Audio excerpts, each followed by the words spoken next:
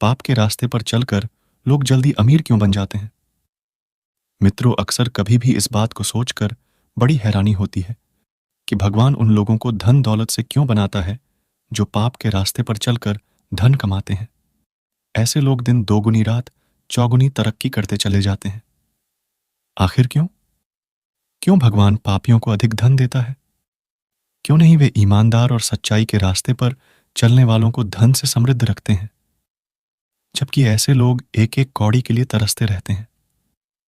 धन कमाने में उन्हें काफी मशक्कत करनी पड़ती है। दिन भर बैल की तरह लगे रहते हैं, फिर भी अपने परिवार का अच्छे से पालन पोषण नहीं कर पाती।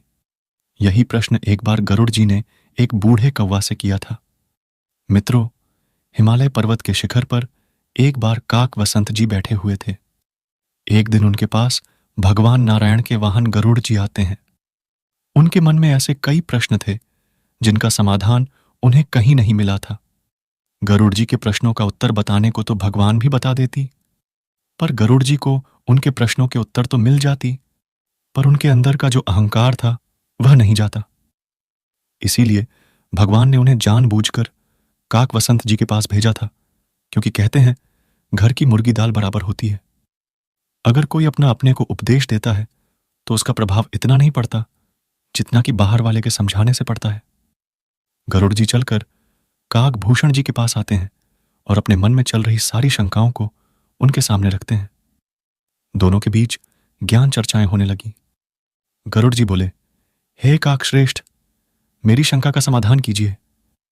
मैं यह जानना चाहता हूं कि जो लोग पाप के रास्ते पर चलकर धन कमाते हैं वे अतिशीघ्र धनवान क्यों बन जाते हैं? हमने देखा है कि कुछ लोग न धन का दान करते हैं, न गरीबों को भोजन कराते हैं। वेद शास्त्रों में जो धन कमाने के मार्ग बताए हैं उन पर भी नहीं चलते हैं। फिर क्यों ऐसे लोग धनवान हो जाते हैं? इसके पीछे की भगवान की क्या इच्छा रहती है? और हमने देखा है कि जो लोग पहले धनवान थे और कुछ समय गुजरने के बाद बहुत गरीब हो जाते हैं, क्या इनके पीछे कोई पूर्व जन्म का फल होता है? क्या कोई प्रारब्ध होता है? यह बात सुनकर के काक जी कहते हैं कि हे पक्षीराज, ध्यान से सुनिए, मैं तुम्हें एक पावन कथा सुनाता हूं। इस कथा को आप ध्यान से सुनना, इसमें आपके सभी प्रश्नों के जवाब मिल जाएंगे। तब काकभूषुंडी जी कहते हैं, हे गरुड़, पुराने समय की बात है। इसी हिमालय क्षेत्र में एक ऊंट रहता था। वह ऊंट बहुत लंबा चौड़ा और विशाल गर्दन वाला था।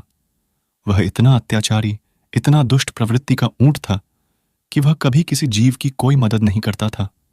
इतना विशाल होने के बाद भी उससे किसी को कोई सुख नहीं था। और मित्रों, ऐसे बड़े होने से क्या लाभ जो सिर्फ नाम का ही बड़ा हो। वह कभी भी किसी जीव की न भोजन में सहायता करता था, न किसी और काम में मदद करता था। और तो और वह इतना दुष्ट था कि छोटे मोटे जीवों को जो जंगल में रहते थे उन्हें वह परेशान करता रहता था। एक दिन क्या होता है, संयोग की बात है कि मैं इसी पर्वत के शिखर पर बैठा हुआ देख रहा था और सोच रहा था कि यह दुष्ट इस जन्म में किसी के बिल्कुल काम नहीं आता है, उल्टा अन्य जीवों को कष्ट पहुंचाता रहता है। अगले जन्म में न जाने क्या बनेगा, परंतु ईश्वर की माया बड़ी विचित्र है। वह दुष्ट पापी तो एक दिन विचरण करता हुआ मां भगवती गंगा के किनारे पहुंच जाता है और उसको बड़ा घमंड था अपने शरीर का कि मैं बहुत विशाल हूं। वह अपने अहंकार बस माता गंगा को पार करने लगता है। फिर गरुड़ जी, जब उस दुष्ट ऊंट ने मां गंगा के विशाल जलक्षेत्र को पार करना चाहा और उधर मां गंगा भी अपने प्रबल वेग से विशाल जलधारा के साथ बह रही थी, तो उस दुष्ट ऊंट ने उस जलधारा को पार करने की कोशिश की। तब ऊंट गंगा के भंवर में फंस जाता है। माता गंगा उस समय अपने चरम पर चल रही थी। कई जगह गंगा के भंवर बन रही थी। भंवर कहते हैं घूमता हुआ पानी। पानी के भंवर में जो व्यक्ति, जो वस्तु फंस जाती है वह उसी के अंदर समा जाती है। इस तरह वह ऊंट भी उस भंवर में फंस जाता है।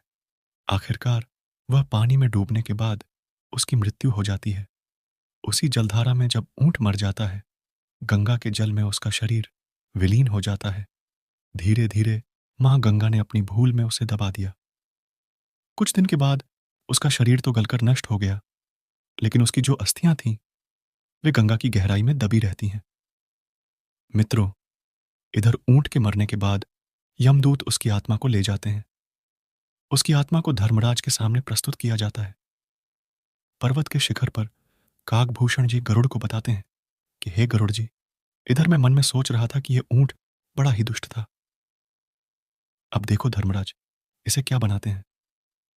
उधर धर्मराज विचार करते हैं कि इस ऊंट की मृत्यु तो मोक्षदायिनी मां गंगा के जल में हुई है। इसकी मृत्यु तो ऐसे स्थान पर हुई है जहां बड़े बड़े ऋषि मुनि मृत्यु को प्राप्त करने के लिए तरसते हैं। धर्मराज ने अपने दूतों से कहा कि यह तो बड़ी पुण्यात्मा है, इसने बड़ा पुण्य कर्म किया है।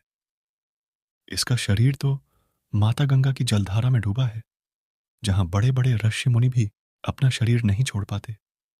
इसलिए इसको वैभवशाली खेत बना दिया जाए, क्योंकि मां गंगा की पावन जलधारा इसकी अस्थियों के ऊपर से न जाने कितने समय तक प्रवाहित होती रहेगी, और जब तक इसकी अस्थियां माता गंगा के जल में डूबी रहेंगी, तब तक कभी भी इसके ऊपर दुख नहीं आएगा, कभी भी इसका प्रभाव समाप्त नहीं होगा।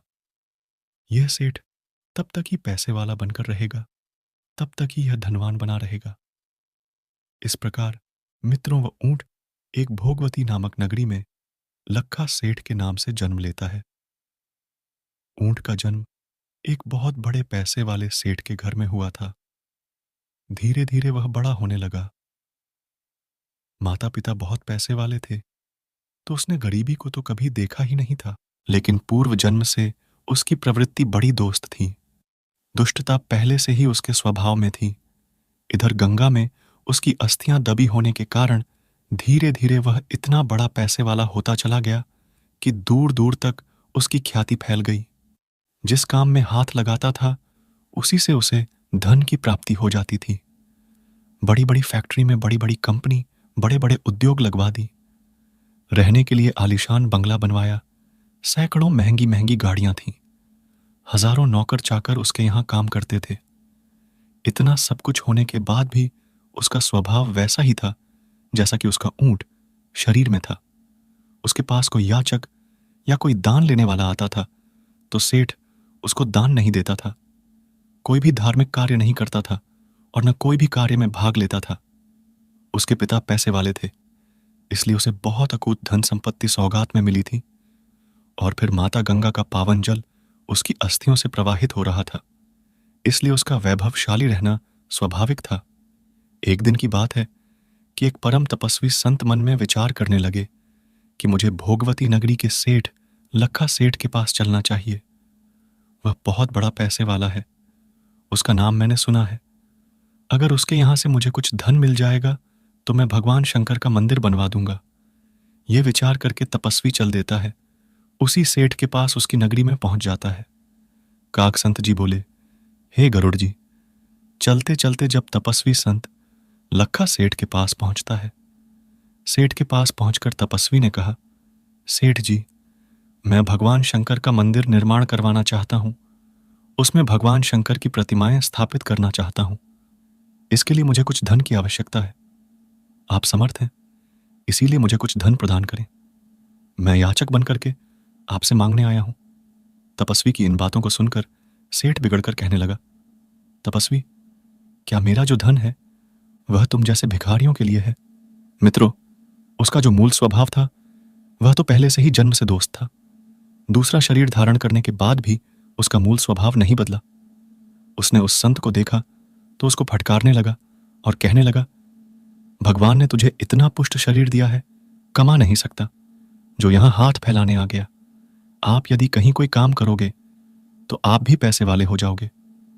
मांगने की जरूरत नहीं पड़ेगी। देखते नहीं मैं कितनी मेहनत करता हूं, इसीलिए तो पैसे वाला बना हूं। जाइए, मैं आपको आरस्यन भी नहीं दूंगा। मित्रों, सेठ की इन बातों को सुनकर तपस्वी मन में विचार करने लगे कि भगवान की माया भी कितनी विचित्र है कि ऐसे दोस्तों को अपार धन दे देती है, जबकि ऐसे लोगों को तो धन देना ही नहीं चाहिए जो धन का उपयोग धर्म के लिए नहीं करते हो। कहते, जो धन धर्म से कमाया जाता है और धर्म में लगाया जाता है, वही धन सुख देता है, और वही धन वाला मोक्ष को प्राप्त होता है। जो धन को सिर्फ अपने ही विषय वस्तुओं में लगाते हैं, निश्चित रूप से उन्हें अगले जन्म में पशु बनना पड़ देता है। पापी दुराचारियों को, कंजूसों को अधर्मियों को परमात्मा इतना धन क्यों देता है, जबकि सीधे सज्जन ईमानदार लोग जो धर्म कर्म करने वाले होते हैं उन्हें एक आड़ ऐसवंट के लिए तरसना पड़ता है। ये पापी इतना बड़ा पैसे वाला कैसे बना? इसके पीछे का कारण क्या है?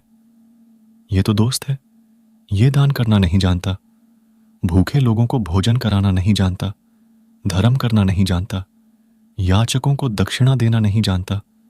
इससे दुष्ट तो मुझे कोई दिखाई नहीं मालूम पड़ता है, परंतु यह ऐसा कौन सा पुण्य करके आया है जिसकी वजह से इतना फलीभूत हो रहा है? इतना दुष्ट होते हुए भी यह इतना विशाल, वैभवशाली, समृद्धशाली सेठ बन गया है। क्या कारण है इसके पीछे? मैं उसके घर चलकर देखता हूं, कहीं इसकी पत्नी तो धर्मात्मा नहीं है।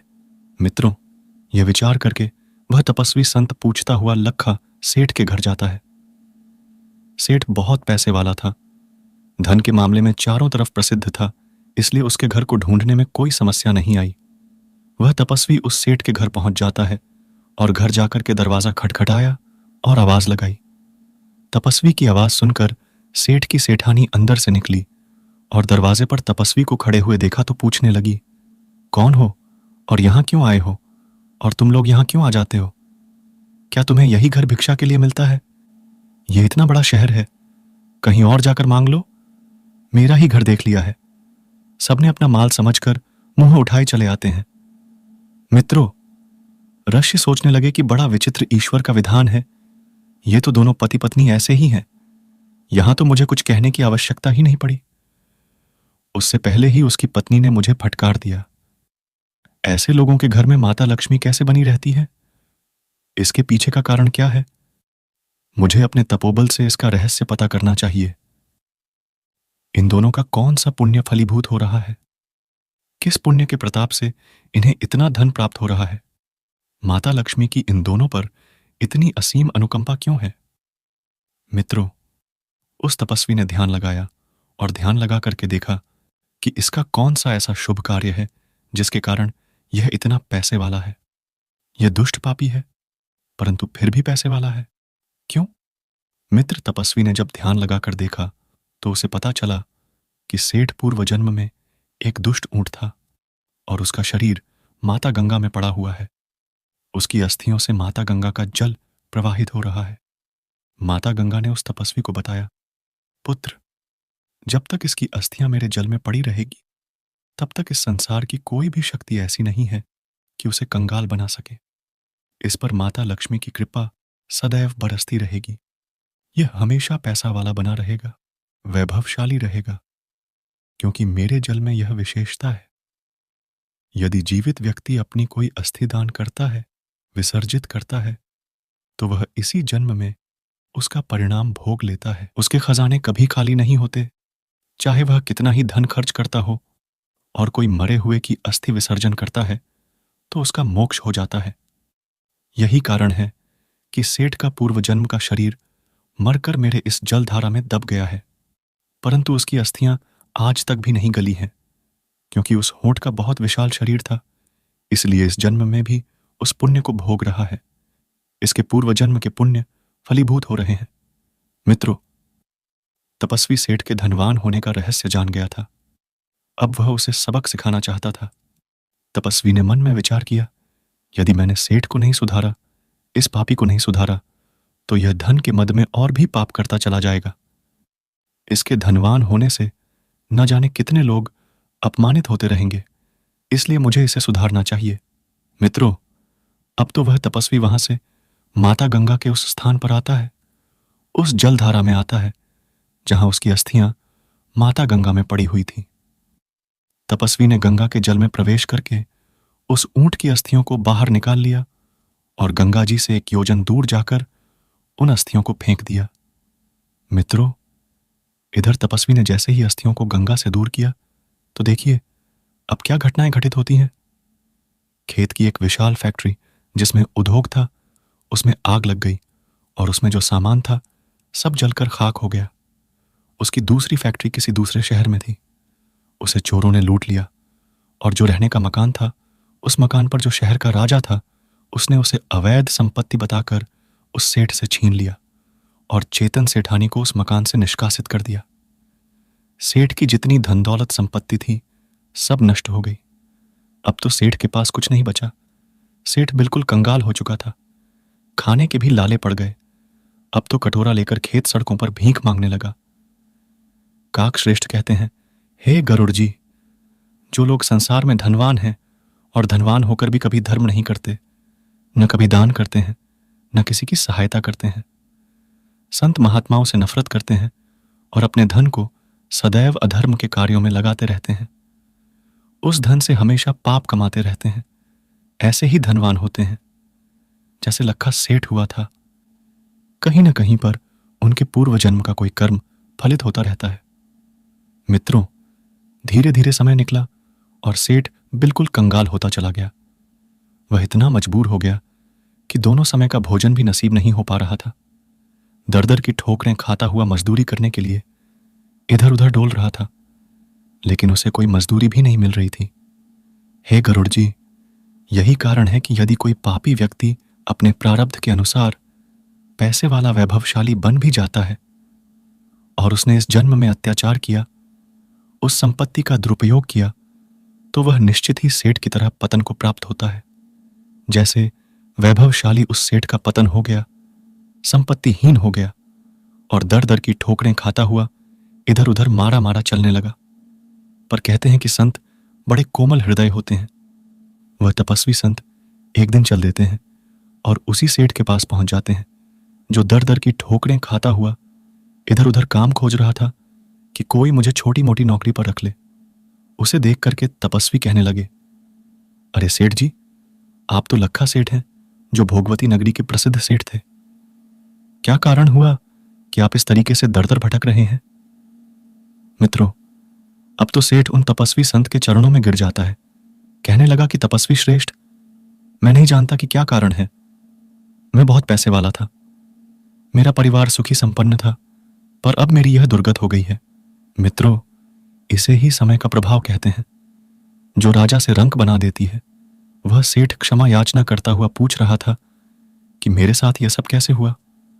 तब तपस्वी कहने लगे, तुमने धन का बड़ा इनकार किया था, तुम दुष्टात्मा तो थे ही, पूर्व जन्म से ही तुम्हारी प्रवृत्ति दुष्ट थी। आप अचानक माता गंगा में गिरकर मर गई थी और आपकी अस्थियां गंगा के जल में डूबी हुई थी।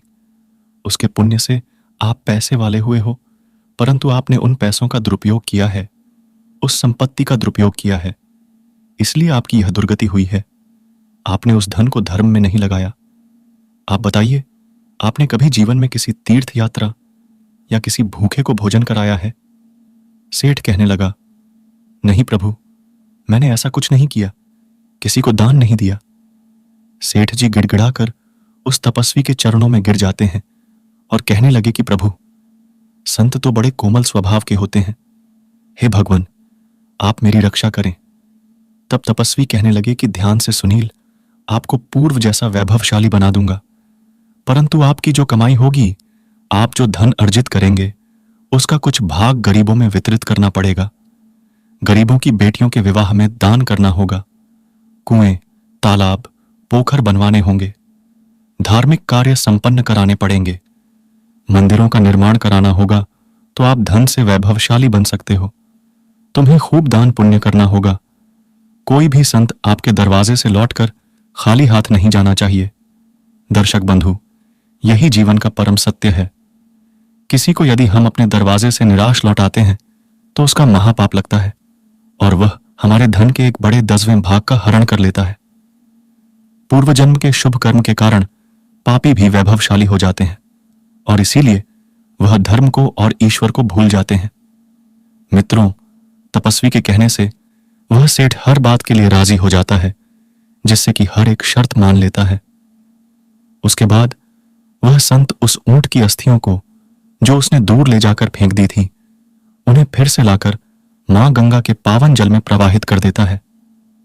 उन्हें मां गंगा के जल के अंदर बालू में दबा देता है ताकि गंगा के जल की धारा ऊपर से प्रवाहित होती रहे। अब देखिए उधर क्या होता है। धीरे धीरे समय निकला। राजा के मन में विचार आया कि जो मकान खेत से खींच कर ले लिया है वह मैंने गलत तरीके से लिया था। मैं यह महल उस सेठ को वापस लौटा देता हूं। मित्रों, राजा ने सेठ का मकान उसे लौटा दिया और धीरे धीरे जो सेठ की कारखाने थे वह सभी संचालित होते। छेद सिल्क के पैसे वाला बन गया था और फिर तपस्वी के बताए अनुसार वह सेठ रोजाना दान पुण्य करने लगा। अपने धन का एक बड़ा हिस्सा वह धार्मिक कार्यों में लगाता था। श्रोताओं, अब तो सेठ बड़ा दानी हो गया। बड़ा दान देता था, ऋषियों को आमंत्रित करता था, शास्त्र मंत्रणा करवाता था, हर चर्चाएं होती थीं और जो भी कोई याचक उसके द्वार पर आता था कभी खाली हाथ नहीं जाने देता था। कहते हैं धन तभी सुख देता है जब उसे उस धन का कुछ भाग धर्म में लगता है। धर्म में लगने से धन पवित्र हो जाता है और उसका पुण्य कर्ता को चला जाता है। यदि आप चाहते हैं कि आपका परिवार कभी दुख ना देखे तो अपने धन को हमेशा ईमानदारी से कमाओ और उसे धर्म में जरूर लगाना चाहिए। कभी परिवार पर मुसीबत नहीं आएगी। तो मित्रों, यह कहानी कैसी लगी कमेंट सेक्शन में अपनी राय जरूर देना। मिलते हैं आपसे अगली कहानी में, एक और वीडियो में। आप सभी का बहुत बहुत धन्यवाद। जय श्री कृष्णा।